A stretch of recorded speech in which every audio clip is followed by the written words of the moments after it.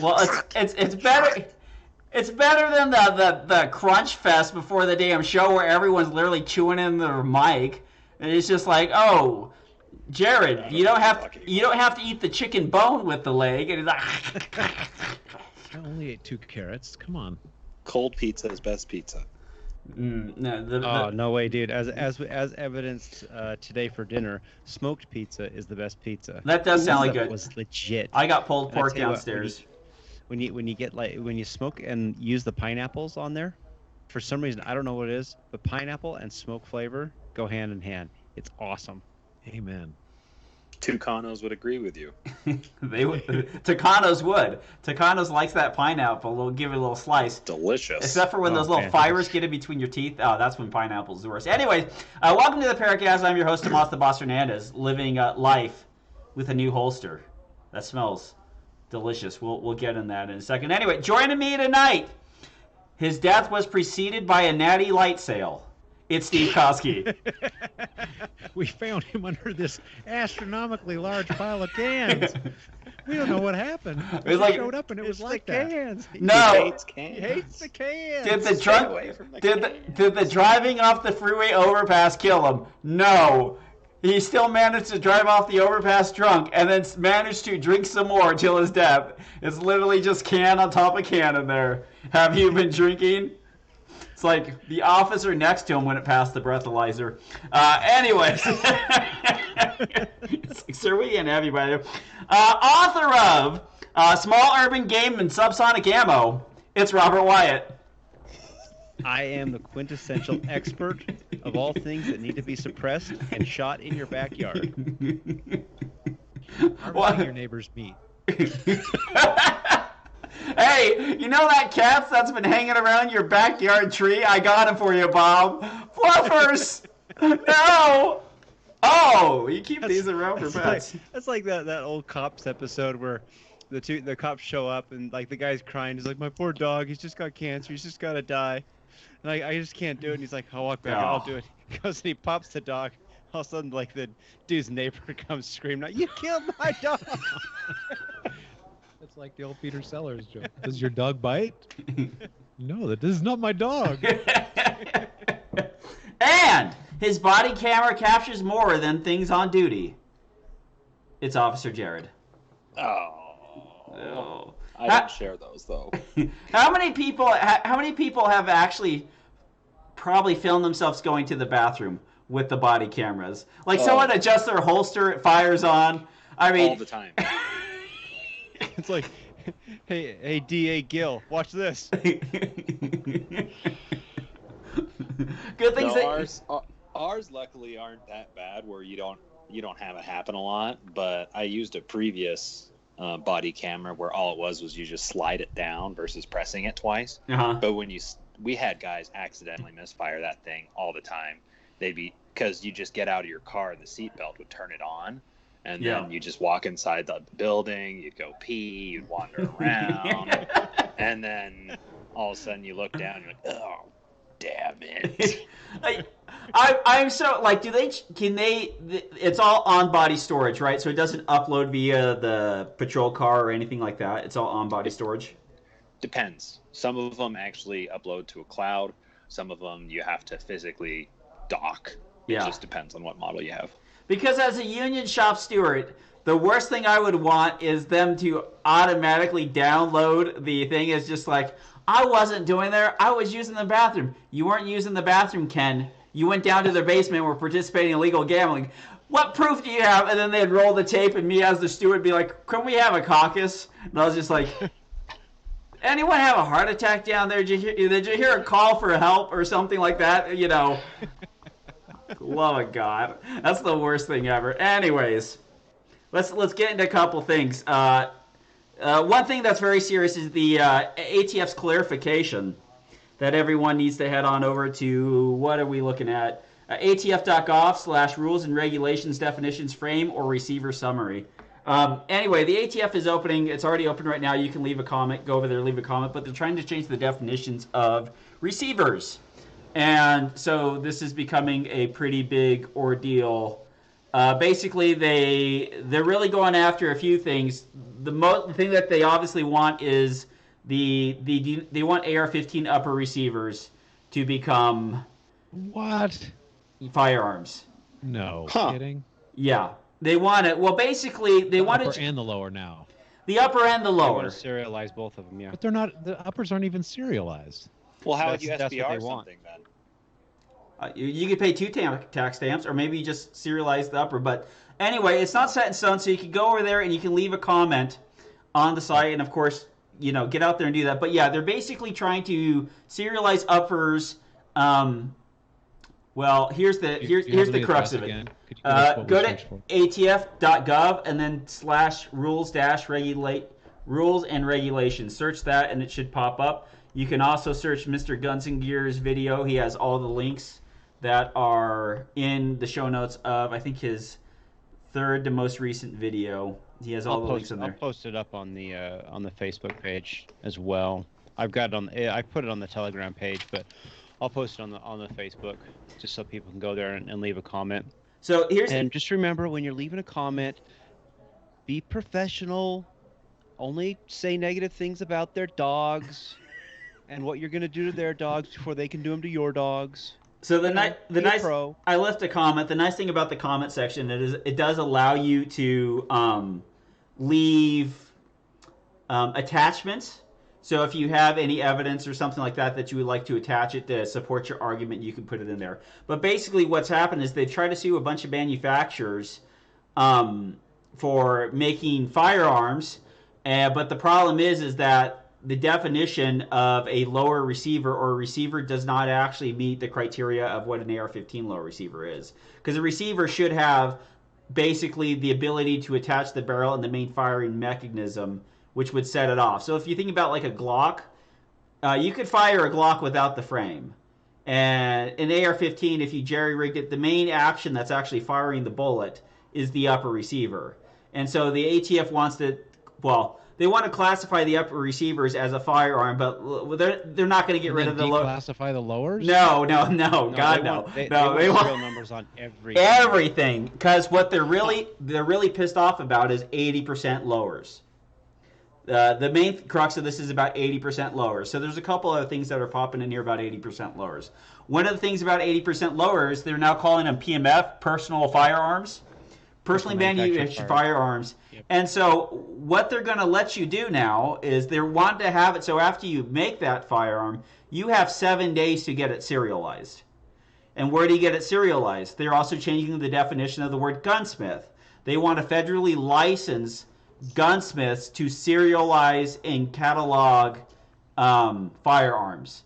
So, and then they also want to define kits that can be readily turned into a firearm as a whole firearm, and they want to leave that definition open and vague so that advancements in technology, they can just go, some guy comes out with some new way of making a firearm or having somebody else so they can 3D printing. 3D printing, well then that's readily available. That's readily available, so that means that that's a firearm. So you could literally, having such a plain statement, you can make digital information a firearm. So yeah, that that's sounds complete like BS. a great plan. Yeah, and so, but don't worry if you have a bunch of 80% firearms that you've made and you got them stacked in their garage, they're going to let you destroy them. So if you destroy them, don't worry about registering them. Just make sure that you destroy them. So yeah, check it out. Go to the ATF's comments. We'll have them posted on the Telegram and on the Facebook page. But go there. Seriously though, folks, in all seriousness, go leave a comment. Stop. Tell all your friends, go leave a comment. I mean, you have at this point, the ATF is trying to basically change the laws, and they're doing it not through Congress, which is who actually makes the laws. You need to go through, actually leave a comment on this stuff. I mean, seriously, be professional and be polite about it, because they're just going to kick it out if you go and say something horrible and stupid like I normally would. But it's important for you to actually get after this, because it's bad precedence that's being set, because how vague they're basically setting up all these definitions is pretty much creating a felon of a huge chunk of the entire American gun-owning public. Yeah, the one thing too is like it's so nefarious. Like it's not even honest at all. Because honestly, you would try to change the laws, and what you're trying to do is you're trying to change the definitions so that the laws now apply in a much more broader way. It's like when I had my FAL.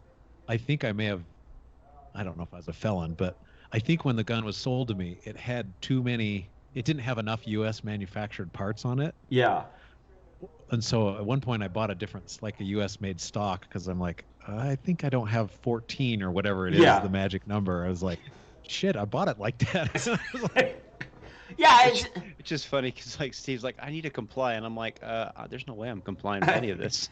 Well, Steve, you're a good person. We've already established this. And the thing is like no one even knows what those rules are. Speaking from a LE perspective, if you showed some guy an FAL and just some dude on the street, some officer on the street, they would have zero idea.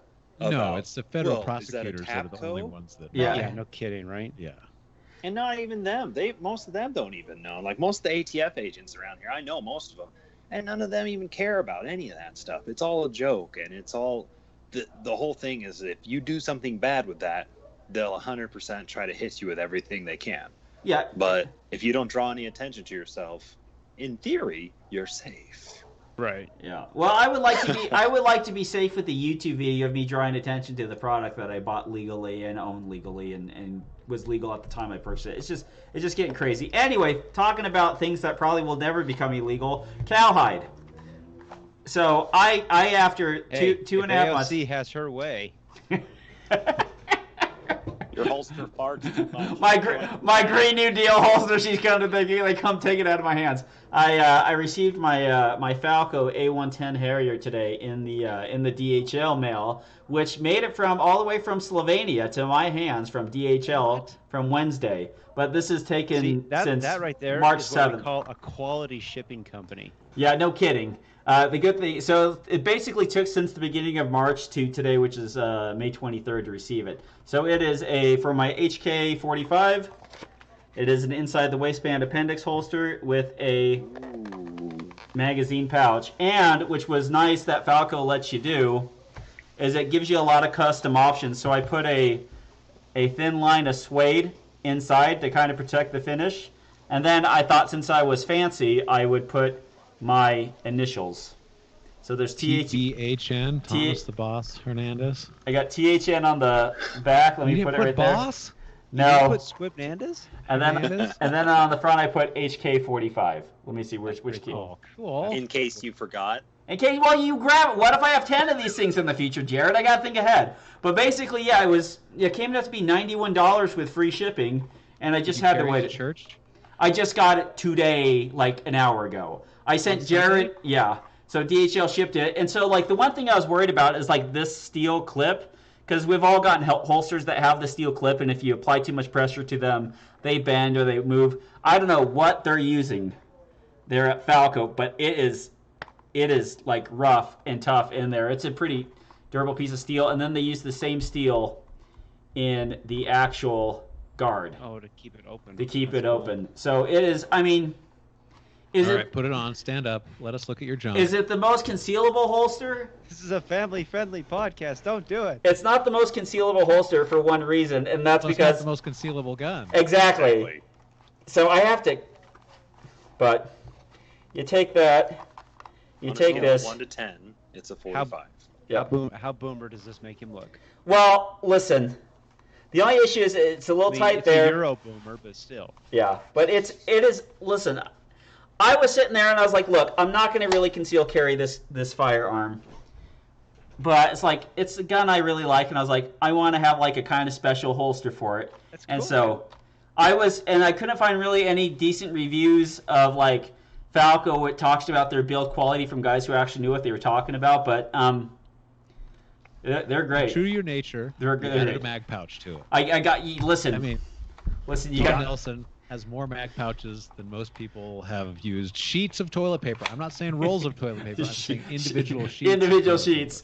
But it's like it was like an all-in-one little package, and it was like this is like their second from the top of the line. Their other one has a a slightly higher grade later, but no, the highest grade one, all they do is add a coat of lacquer to the outside, so it gives you that rich dark brown, and then each one you can get them black or brown. Krylon. But we can take care of that right now, buddy. oh, I know. So it's gonna go in with the saran wrap around it some more to get it loosened up, but it's I'm quite happy with it. It's not like a T-Rex arms like Raptor or whatever, but I'll tell you what, when you sit down with that leather, when you have the leather above your junk, it's a little bit nicer on the skin, especially when you're not wearing an undershirt or something like that. It's a really nice kind of setup. It's the leather on the skin? Yes.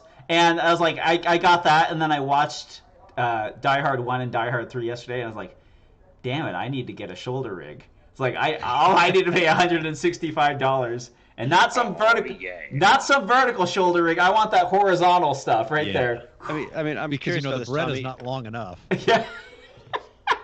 You watch Die Hard, and the first thing you think of is to get a shoulder holster and not an MP5. I know. Whenever I watch Die Hard, I just think, put your shoes back on. Put your shoes back on. Don't walk around with bare feet. Like, bad shit happens when you have bare feet. Well, it might have been a good sneaky mission to like get back into the hostage floor and then just like walk by everybody, do this, and then get your shoes and walk back out, But there's a couple times where you watch that movie where he's just like, he could have probably taken a couple like ambush shots if he could have gotten away any quicker and like dropped a couple. Have you seen Castaway? Yes. It didn't end good for him either. No, shoes. He didn't have any shoes. Took off his shoes to air his feet out, and guess what? Plane goes down. And that's why you don't buy FedEx Air products. Anyways, let's talk about what also, if you take your shoes off on an airplane, you're a horrible human being. Yes. Thank you. Score and score. I'm 2 for 2 this week. Go straight my shoes to off, hell. going and coming. They just put a new carpet. Steve, keep your shoes. Sir, mask up, shoes on. Mask up, shoes on. All right, so what are we doing shooting? Steve, anything? I went to the land of the free and the home of the brave, California. I did not bring any guns. I brought a pocket knife. Does that count? That does count. Is it an automatic pocket knife, Steven? Well, it's my Benchmade 743 or whatever. No, it's not that automatic. Oh, Lord.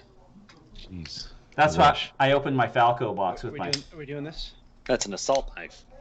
Yep. We're all showing knives. Well, if we can do that. Wow, holy! So that's quick enough. I mean, I can pop it. This is all I got. Holy crap! That's a lightsaber. Easy. The ATF's coming after that. Jeez. Is that thing nuclear? That's a Force FX lightsaber. I have an Obi-Wan Kenobi version of that. It's pretty sweet. Yeah. And now that they closed Disneyland down, I can't get him anymore. So now I'm Ooh, really Obi-Wan. actually not getting it when I went there, Jared. But I just found him. I guess I did do Yeah. something in guns. I shot a match with Robert and Lex a couple weeks ago, and I learned the hard way the old saying that you can't shoot faster than you can shoot on a stage with a lot of far partials. There was like 9 far partials, and I managed to put 6 mics out there. Boy. I was trying to shoot like Robert and Lex, and I can't. So I'm going to have to shoot when the sights tell me I can shoot, not when it sounds like I should be able to shoot. No, dude, you don't. No. Don't look at the sights. Robert's pro tip. That's what you were trying to do. And that was fine for a lot of that match, but those partials at 20 yards, not so good. Yes, but half the points and half the time is still a win. 6 mics is like no points. Shoot faster. Yeah. Half the faster. Listen, if you can already see like 3 in the white, you just have to shoot twice as fast now. That's the only way you're getting those points. Getting those points back. Steven, have you decided to shoot like 16 holes in the walls in your house before you're actually married? Be like, well, this is 100% my house and I'm the only one that owns it. I'm shooting the walls. And then you come back and it's like, okay. That sounds like the definition of insanity. No, insanity would be doing it, thinking it was going to accomplish something. Oh. You're a sane person. You're just being crazy. I'm just contemplating. I'm just being crazy for the moment, babe. Just a little crazy. Robert? What I do? I went and bought. Well, I bought it a little bit ago, but it finally came. Small game and suppressed animals hunting in the backyard. He stepped it up. My 22 from Savage came in. I still haven't taken the stickers off it though. But what model is it? This is the it's the FSVR little bolt gun. It's just a little bolt action 22. It's great because you can shoot it in the backyard and nobody cares. Not that I would, Officer Jared. I would never do anything illegal. I don't care. What the max hold? Attaboy. What the max hold? 7 or 10? It's a little 5-round clip-azine. So, little banana clip.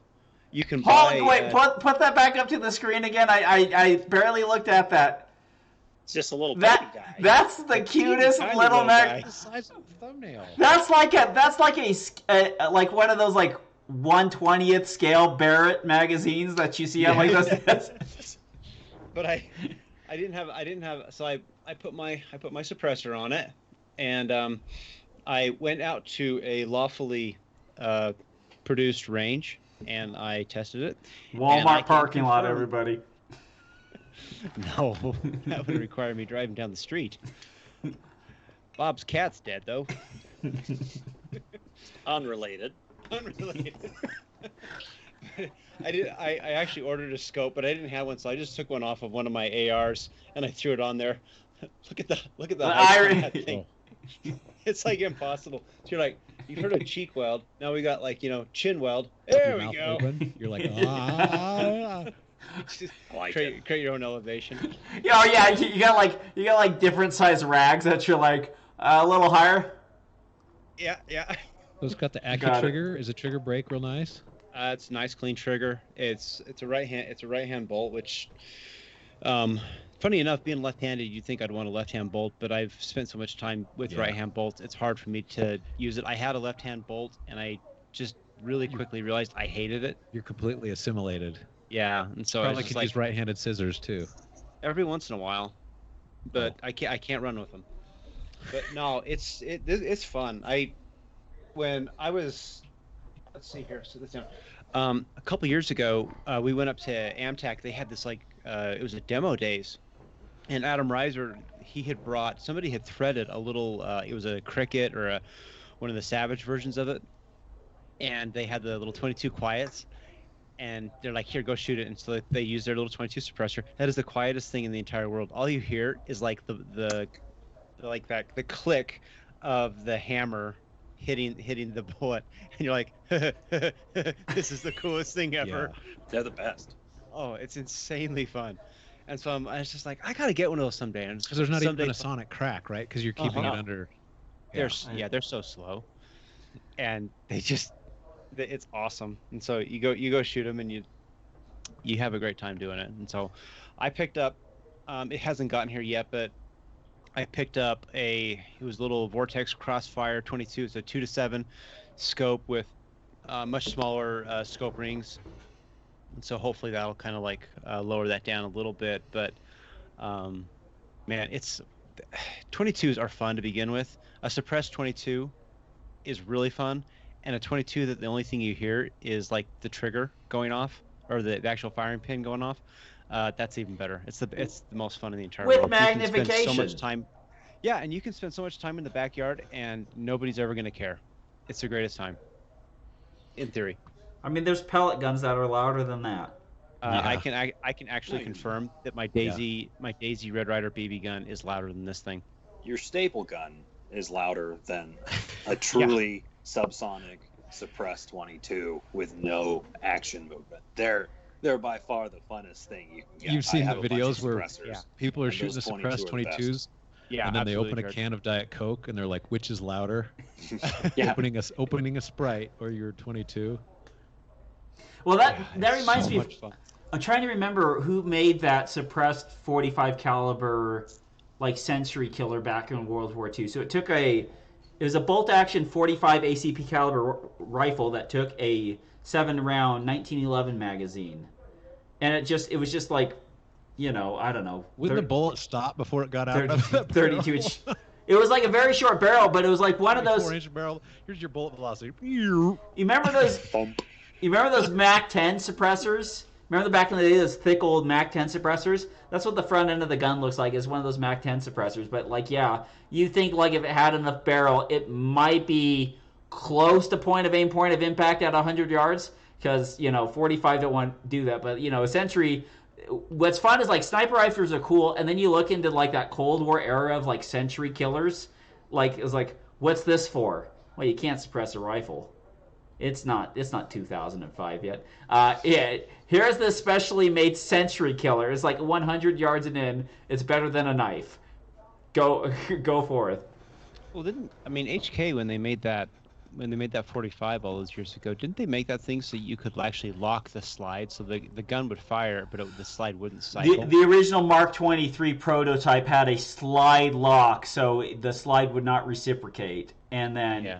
But the problem is that it's like body cameras in the bathroom.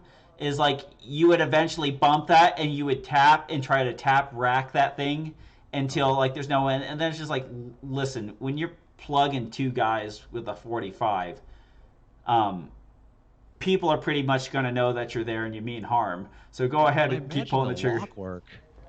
The lock work to add that to a pistol is not insignificant, It was just like a little thing right here, and then you would just take the button and go up, and it would just like lock it. It was like a 1911 safety that didn't work. Like a 1911 safety interferes with the slide so it doesn't go back, and it's just like put it on silent mode, and so you would just move that tab up and then fire it. So there was more reasons than that. Like it brought down the gun's reliability, or you did that like 500 times and it broke the gun, or you're shooting it in recoil and your support hand causes it to lock up, or some part breaks and doesn't have enough tension to either stay down in a position, or it floats up and then stays locked. So who knows why they got rid of it. But what's funny is like those piston ARs, I have my SIG 516 where you can turn off the gas system and then run it like a bolt action. But so if you get something like that in like a 300 blackout, it's like now you're starting to like, if you had a quick turn 300 blackout 10-inch barreled gun where you could just rotate it to off easily, like that would be like pretty sweet. Like big port, small port, and then the halfway is off, no gas. Well, Q just came out with a rifle it's a bolt gun that takes, well, they didn't just came out with it came out a while ago, but it's called a Mini Fix, and it's a little like 8-inch barrel for 300 blackout bolt gun that takes mag pull 300 blackout mags. It's one of the coolest guns ever. It's like $2-3 grand because it's made by Q. Yeah, right. But I think Remington's actually making a model that's very similar, but they're neat. I really want to get a little dedicated bolt. Okay, I'm going to display my stupidity. Who's Q? Q is just the name of the company. Yeah, it's basically they took the name of James Bond's quartermaster. Okay, we make firearms. Their big firearm was the like big Honey Badger 300 blackout collapsible stock, integrally suppressed, which was a pretty neat little system. But yeah, they're like boutique rifles. Yeah. Okay. Yeah, pretty much. Do they make watches with like lassos in them or lasers? Well, they did. But they are working on like fitting them to sharks, very ill-tempered sharks. Well, they had the submarine. Tesla, but there's only so many test pilots that you can go through before you just decide to scrap the idea. This was, of course, before the self-driving. The self-driving program hates underwater. Mr. Jared, did you do anything? Did you do anything fun? I actually did a lot of stuff with guns this past week. I went down to St. George and took a class. Cobalt Kinetics hosted a free class for local law enforcement, and it was this rifle class by this guy named Rick Hogg with Warhog Tactical. And it was 8 hours. It was a fun little thing. I was trying out my new rifle setup that I have made. And then we also had the black rifle match up here at UDPL, which was pretty fun. And wait, they started the black rifle match back up again? Yeah. Wow. Who was running it? I don't think they ever stopped. Tyson? Oh, they stopped. They ran exactly one, which I did. And then I may have left the organization, and so they never ran them again until recently, I guess. Until I guess now. They've done them a couple times. I know Tyson typically will do it. And this year, I don't think they missed any. Oh, good. It was super popular. Yeah, This year was pretty fun. It was a low round count, so each stage was probably 15 to 20 rounds. But they did a fun job with it, and I think good on them. That's awesome. Did you win? It was a fun match, though. Did you win your division? I won my division, but I think I got... What division did you shoot? I shot open because I had an ACOG and a freaking offset RMR with a suppressor on my gun. So I was just dinking around having a fun time. So just because we've talked about this before, me and you have talked about it, we haven't talked about it on the podcast or whatever. The low power variable optic versus the fixed power 3-power ACOG and then the canted red dot. What's your opinion after running them both? And did you run the ACOG in the class? I ran the ACOG and the offset 45 in the class. So the ACOG I have, it's the TA33, which is the 3-power that actually has really good eye relief. And then I have an offset 45. It's a Delta Point on the 193 TRX arms mount. And it's super light. That was the whole reason why I got it. And it did great, honestly. That's the same one I have, right? Yeah. Right on. I ordered another one because I'm stupid. But I really like it. I think it's a lot of fun. You don't use the low power variable optic scope as much. You use the ACOG and the offset dot.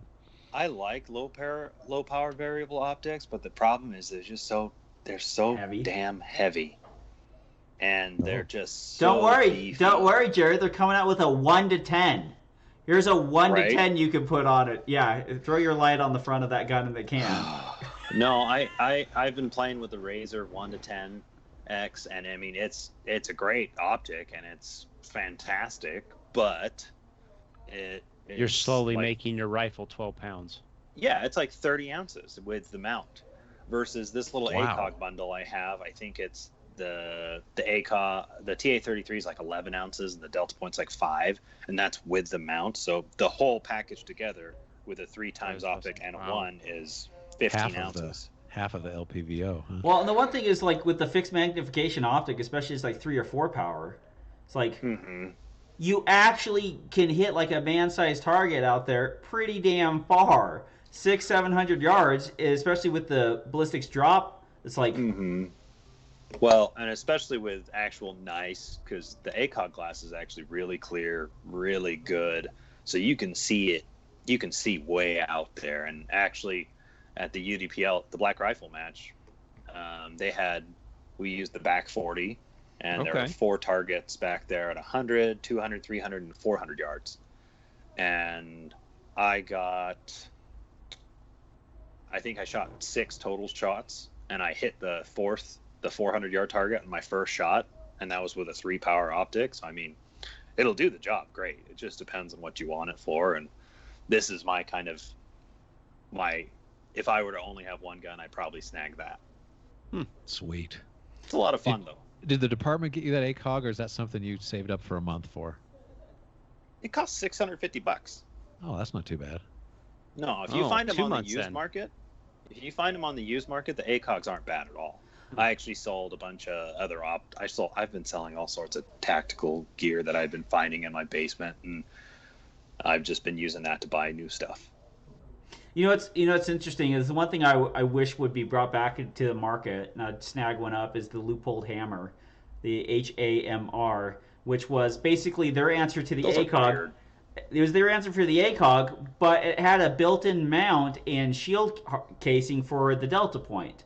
And so, you had your ACOG, and then you had your Delta Point housing right on top of that. And so it's like I kind of wish that thing would come back. The thing is, though, I mean, the offset dot on top just seems very pointless. I mean, it's like if you roll the gun over, to me that makes a lot more sense. Unless you can't roll the gun over. The one thing is, like, if you can because you might take a position that might not be advantageous to actually rolling the gun over. Or you might have then use the ACOG and suck it up. You could use and that's the point. You could use the ACOG and suck it up because the gun's oriented in that position. Like if you had to switch shoulders. But the nice thing about having it mounted on top is you could simply still use the red dot if you could access the sights.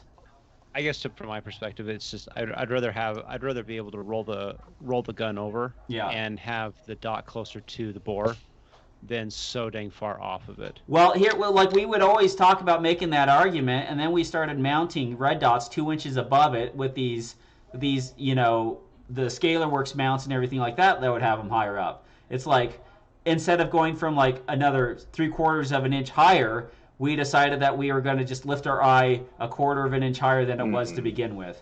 So it's funny. It's like you see these ScalarWorks mounts, and like people are mounting magnified optics on top of those, and it's like, so I think you look at the French FAMAS with an EOTech on it, no one gives a shit about offset anymore. No one cares about offset. The French got over it, we can get over it too. Anyways, what you can get over to is you can head on over to DominateDefense.com, get a fantastic belt, the one that I'm hanging this Falco holster on.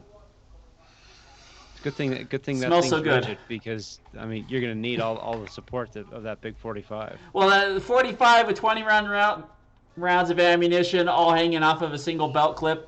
Admittedly, Tommy, Yeah. that entire 45 doesn't even come close to Wayne with this shadow. No, God, no. That HK45 is a little bit more than like a Glock 34. It's not too heavy at all, but yeah, that 45 ammo definitely puts it in there. Right. Get a fantastic belt. Head on over to Dominic Defense. Use promo code PARA10. And head on over to gallantbullets.com and get yourself some bullets using promo code PewPro10 for your emails first order. Also, telegram.com and facebook.com/Practical Army Response Academy. We can, we'll look for answers. We'll answer your questions. Head over there, write them down. Patreon.com. $1 a month gets you a longer, uncensored version of the show. Robert, go. All right, Mr. Andy Erickson. I just bought a 92X full size. What's the holster to get? And other good options. I'd like an ALS, but it doesn't look like Safariland makes one. So Safariland made an ALS back in the day for the standard M9 without a rail, and it was one of their special ones that had the anti-thermal imaging coating on, or like, what is that fabric they put on the outside of it.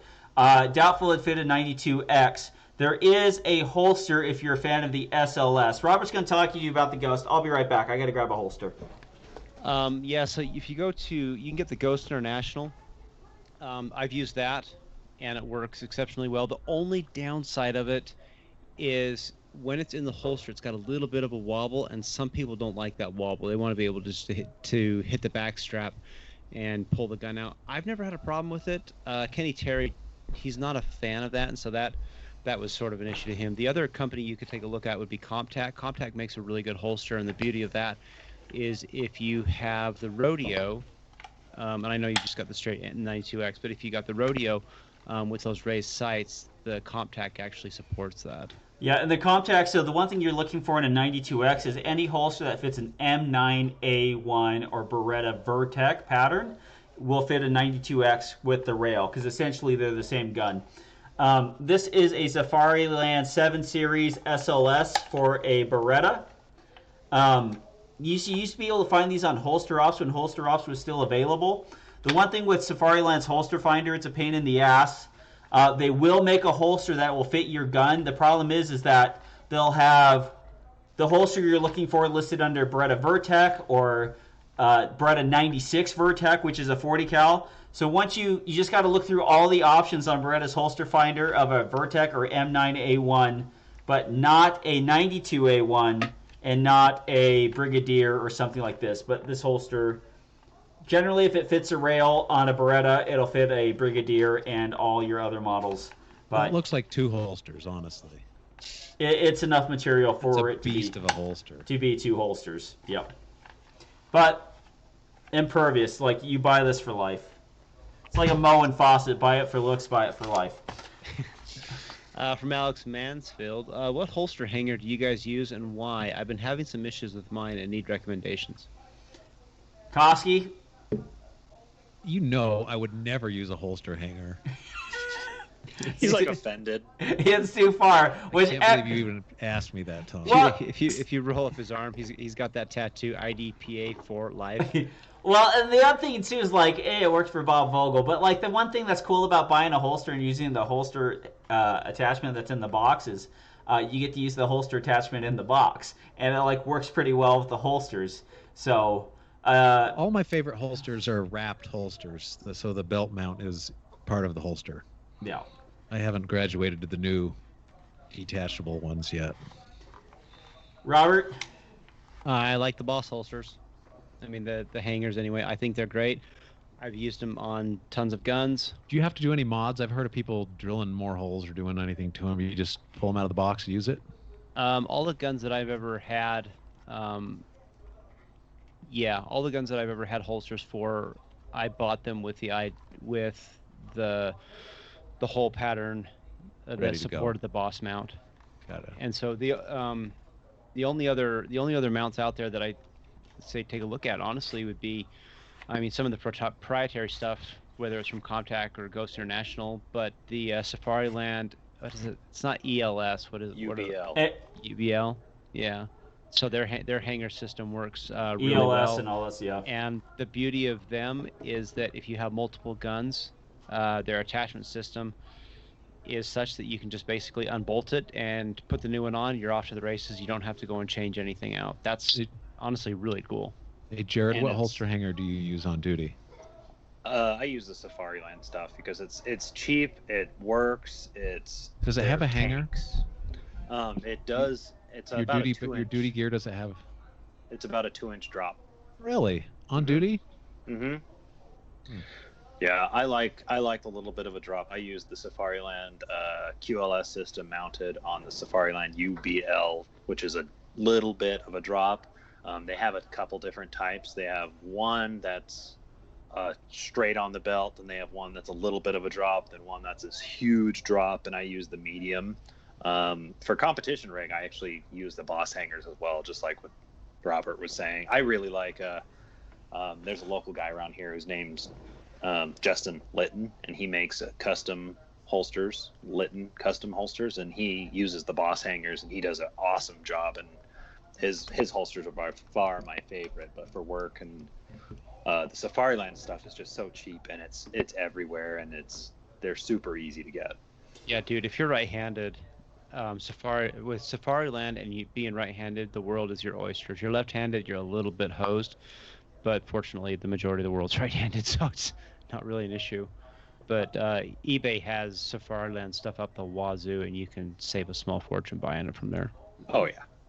If you're looking, the one thing is if you're for mounts, so it's like if I had the Ghost holster, then I use the Ghost holster drop because it's actually not a bad dropped and offset holster piece. It actually works pretty well. For all the other stuff, I normally would run a Safariland 5198, which is like their basic competition style holster, and I would use a Ready Mag, I think a Ready Mag Tactical Proctor offset.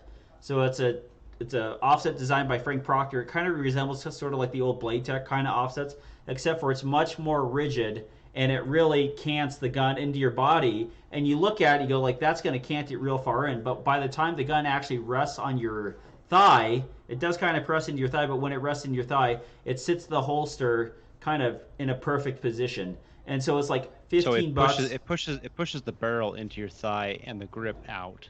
Yes, and so it pushes the grip. Sometimes the way you say that, you have to think about it twice. So with the holster looks like it's really canting into towards your thigh, but your thigh kind of presses it to a more vertical position, and so it becomes like a very easy and affordable. I mean, you talk about the mount and the holster, and it's my preferred mount. Like you're into the whole setup, $40, and so it's like it's very good. And the other part is like you can take those Proctor mounts.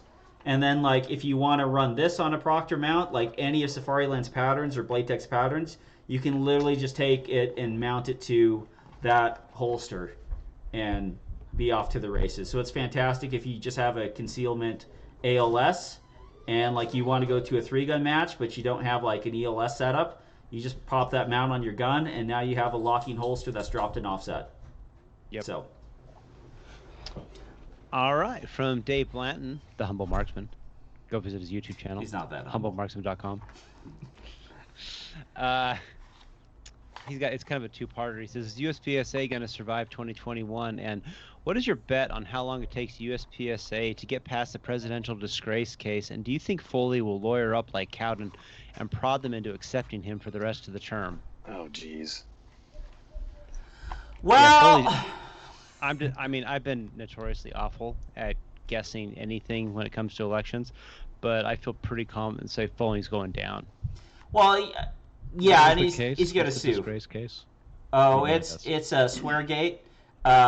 Just give us the 20-second version. Low cap Nats, Mike Foley, mother effers, a shooter who was not happy with Mike Foley's presidency, and so Mike Foley just decided to almost get in a fist fight with him and swear at him a lot. And he did that in front of sponsors, and it's on video, and there are witnesses. But thank God it didn't happen at high cap nationals, or this would be a disgrace. So this week the board went and had a meeting, and in that meeting they decided that they were going to essentially lawyer up to how do you say it? Basically, gather evidence on the alleged incident. Fortunately, there's witness statements and there's video of the event. So this is why all ROs and official people at level 3 and above matches need body cameras. This is why we need them. The long and short of this thing, I mean, we talked about it a little bit last week, and we're like, well, maybe, I mean, if this thing actually happened, turns out that it really does sound like it actually did happen, and we now have a sitting president of USPSA who has repeatedly gone after, attacked, and verbally abused members of the organization. And in the past, like with Ben Berry, where he called him a block of wood. Yeah. And the board's like, well, you have to go through anger management training, which we all know doesn't actually work. It just pisses you off. It just pisses you off. And all I gotta what? Yeah. Listen, mother effer. Hey, we're getting lunch for the class. What are we getting? Subway. F this place. I'm not having Subway. Basically, I mean, it's, you know what, Foley, I mean, bless his heart, but he's got to go at this point. I mean, he's you do that. I mean, it's one thing to go and, like, you know, go back behind the woodshed and call somebody out and maybe get into a fist fight or whatever, but to do it in front of, like, sponsors of the match, and, you know, as the president of the organization, that's pretty bad. You just can't lose your shit and scream at people. And no, you have to be cool. No matter who you are, if you're the president, you have to be cool. And he isn't. And it'd be one thing if the guy, like, in my opinion, if the guy deserved it, if the guy came at him, was yelling at him, doing anything like that, then all right, if you want to tell somebody to F off, I don't have a problem with that. Right. But by all accounts, it literally was some dude wandered up and said, hey, can I get a ride on your golf cart? And then Mike Foley's like, I don't even know who the fuck you are. You can go yourself, you middle-class C-classing piece of And you're like, whoa. You're like, hold up. Like, oh my, this just got spicy. Someone's got some anger problems there, buddy. Something tells me it's more complicated than this. Well, the one thing too is, like, telling people off when you held a position of power used to be what you would do like 5 years after in a tell-all book. Like, don't do it day of. You know, like, don't be. It's like, why? It's like your presidency's already kind of like Mike Foley's done a lot of, like, good things and has acted poorly during them. Wait, are we still talking about Mike Foley? I thought we were talking about Trump for a second. We just take everyone's Twitter account away. It's gonna all look better. It's all gonna feel better. All right, next question. Oh, but let's see. What do people have to do now if they'd like to see Foley gone? Is there a process? Do we contact the area directors? Well, there's just bylaws. So he can be voted out or not. And if people are going to try to find any other ways of removing him from the presidency, there's going to be, like, a lawsuit. And probably if he's removed within the bylaws, he's going to sue. So, well, the board has a couple options. They can vote to remove him from the president, but I believe, according to the bylaws, they have to have three-quarters of the area directors all voting in agreement. So they have that, and they may not actually have enough ADs on board to do that. So the second thing they can do would be to vote to remove his membership, and that would only require a simple majority, so half of the board, one more than half the board, and they could take that route. If they so if he's no longer, if they remove his membership, then he is then ineligible to be the president of the organization, and so he's still gone. Well, so not eligible to be the president, or not eligible to be elected the president? Ineligible to be the president. You have to be a member to be the president. You actually have to be a life member to be the president of the organization. And so if they remove your membership, then you're no longer eligible to be the president. So what this really comes down to is, after Mike Foley loses his presidency and realistically his membership, there's going to be a special election. Matt Hopkins. Let's just YeeMin. YeeMin. I'll take YeeMin. That'd be great. It needs to be YeeMin. Just a write-in vote. Just a right vote, YeeMin. Mm-hmm. Well, the problem is. Let's be honest. If name one person in USPSA that knows more than YeeMin does about USPSA. No, I'll wait. Nobody. I've said nobody. He'll be a good president. I don't know, but I'll take him. I will tell you what. No one has their tongue closer to the pulse of USPSA. The one problem I fear if YeeMin was the president is like, now all he can do is gossip about himself about some things. It's just like, what's the hot scoop? Well, I'll tell you what I'm thinking about doing is like, ooh, let me know, YeeMin. Let me know. You could do that. But I love YeeMin. All I know is, how cool would it be to like show up at a match and the president of USPSA is actually working the match and playing the final countdown on his stage. Yes, and because if YeeMin actually becomes president, that a couple things are going to happen. We're getting rid of that stupid flashlight rule. So winning, and all the stages is going to have walk-up music. Winning. How's this not like the best case scenario ever? Well, Hopkins would be great. I have no issues. If it came down to, basically the way I look at it, it's between two legitimate contenders like YeeMin and Hopkins, and everybody else is just like also rans. Fundamentally, it's those two guys, and if either one of them actually became president, that USPSA is going to be in a good place, because both of them are competitors and both actually care about the organization. But fundamentally, for my money, I think it should be YeeMin, because he knows more about what's going on in this organization. And to be really honest, I mean, he was the president of their club for many years, so he knows how a lot of that stuff runs anyway. But I may kind of be somewhat partial to YeeMin. I think we all are. Yeah. We love YeeMin. And it's the best part about having an Asian president is he never looks too old to do the job. This is true. You can't. 40, 50 years old, 60 years old. I don't know how old YeeMin is. I always think he's as old as I am. So fresh. So face. Maybe we could get rooftop stages added to USPSA too. I 100% support this. I like it. The rioters are approaching. Get on top of the liquor mart and defend the property. That's an IDPA stage, Jared. Get your sports right. Anyway, any more questions, Robert? Or are we good? I don't actually care. That would be an epic stage. From the shooting area, shoot all the rioters. We need Glocks and pickup 30-06s. It's like, here's a pickup 30-06. Do your damage. Dude, it was like a Daewoo. Yeah, Daewoo's. I was like, oh man. Daewoo is now the official sponsor of USPSA multi-gun nets. They got a new competition pistol with an 18-pound trigger pull. Yay! The people at Daewoo were like, suddenly people started buying our guns again. I didn't even think that was possible. Well, Daewoo, if you had to pick one company to get you to a destination and kill somebody, you could only go with Daewoo. They make planes, they make cars, and they make guns. So it's just like, what other company could get you there and help you? None of them. I don't even know who else does that. That was our last question for the night. All right, awesome. Well, thanks for listening, downloading, subscribing. We're happy to have Steve back. Thank you for coming back, Steve. I'm going to go have some barbecue. Steve's wearing a Tabasco shirt, which you can check out on the PARAcast podcast. Just type that into YouTube. It'll pop right up. I got some Tabasco-flavored barbecue sauce. Tabasco now makes barbecue sauce. It's pretty delicious. It's really good.